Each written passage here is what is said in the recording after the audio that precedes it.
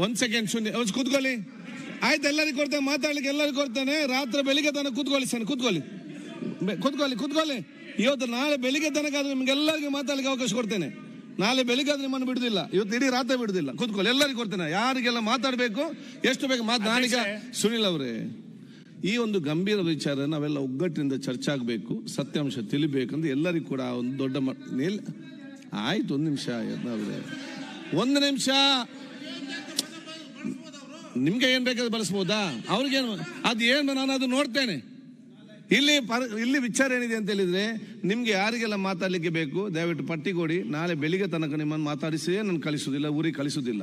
ಒಂದು ಇಲ್ಲಿ ಪ್ರಶ್ನೆ ಏನಿದೆ ಅಂತ ಹೇಳಿದ್ರೆ, ಈ ಒಂದು ಗಂಭೀರತೆ ಒಂದು ವಿಚಾರವನ್ನು ತಾವು ಪ್ರಸ್ತಾವ ಮಾಡುವಾಗ ನಮ್ಗೆ ಅಷ್ಟೇ ಆ ನೈಜವಾದ ಅದು ಆಗಿದ್ದಲ್ಲಿ ಸೂಕ್ತ ತನಿಖೆ ನಡೆಸಿ ಆಗಿದ್ದಲ್ಲಿ ನೈಜವಾದ ಆರೋಪಿಗೆ ಪತ್ತಿ ಕಠಿಣ ಅದು ನಮ್ಮ ಆಯ್ತು, ಅದು ತನಿಖೆ ನೋಡಿ. ಇವ್ರೆ ನಾನು ಹೇಳ್ದು ಕೇಳಿ, ನಿಮ್ಮ ಕೊಠಡಿಯಲ್ಲಿ ಟಿವಿ ನಾನು 1 ನಿಮಿಷ ಅಲ್ಲ, ಯಾರಾದ್ರೂ ನೋಡಿ ಅದನ್ನು ಪತ್ತೆ ಹಚ್ಚಿ.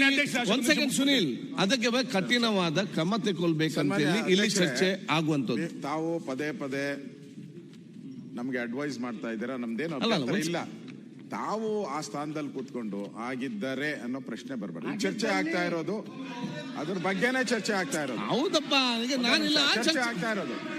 1 ನಿಮಿಷ ನಾನು ಹೇಳಿದೆ, 1 ನಿಮಿಷ. ಈ ಘಟನೆ ನಡೆದಾಗ ಒಳ್ಳೆಯವರು ಇದ್ರು, ಅಲ್ಲಿ ಕೆಟ್ಟವರು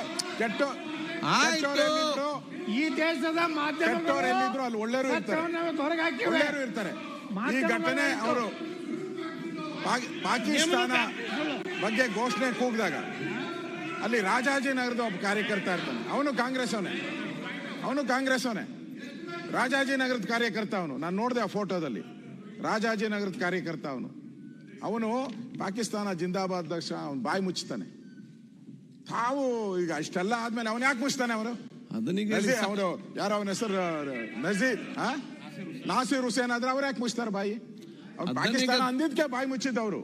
ತಾವು ಆ ಸ್ಥಾನದಲ್ಲಿ ಕೂತ್ಕೊಂಡು ನೀವು ಈ ತರ ಹೇಳಿದ್ರೆ ನಮ್ಗೊಂಥರ ನೋಡಿ. ಚರ್ಚೆ ನಡೀತಾ ಇದೆ, ಚರ್ಚೆ ನಡೀಲಿ. ನಮ್ಗೆ ಎಲ್ಲಾ ಮಾಧ್ಯಮದಲ್ಲೂ ಬಂದಿದೆ, ಎಲ್ಲಾ ದೇಶದ ಮಾಧ್ಯಮದಲ್ಲೂ ಬರ್ತಾ ಇದೆ. ಟ್ವೀಟ್ ಮಾಡಿದ್ದಾರೆ, ಜನ ರಿಯಾಕ್ಟ್ ಮಾಡಿದ್ದಾರೆ, ನಾವು ರಿಯಾಕ್ಟ್ ಮಾಡಿದಿರಿ. ಇಷ್ಟಾದ ಮೇಲೂ ಇನ್ನೂ ಡೌಟ್ ಅಂತ ಹೇಳಿದ್ರೆ ಇದೇನು ನಾವು ಪಾಕಿಸ್ತಾನದಲ್ಲಿ ಚುನಾವಣೆ ನಡೆದ್ರೆ ಪಾಕಿಸ್ತಾನ ಭಾರತದಲ್ಲಿ ನಡೆದಿರೋ ಚುನಾವಣೆ, ಕರ್ನಾಟಕದಲ್ಲಿ ಚುನಾವಣೆ ಇಲ್ಲಿ ಕೂಗಿರೋ ಅಂತದ್ದು. ಜಿ ಕನ್ನಡ ನ್ಯೂಸ್ ಈಗ ನಿಮ್ಮ ಮನೆಯಲ್ಲೇ ನೋಡಿ. ಎಲ್ಲ ಕೇಬಲ್ಗಳಲ್ಲಿ ಈಗ ಲಭ್ಯ.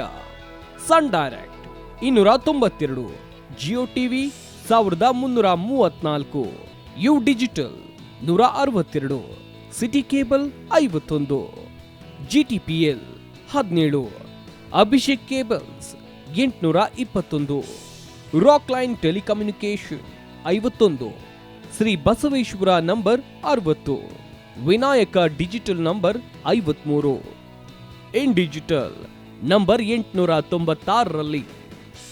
ನಿಮ್ಮಿಸ್ತದ ಜಿ ಕನ್ನಡ ನ್ಯೂಸ್ ನೋಡಿ ಆನಂದಿಸಿ.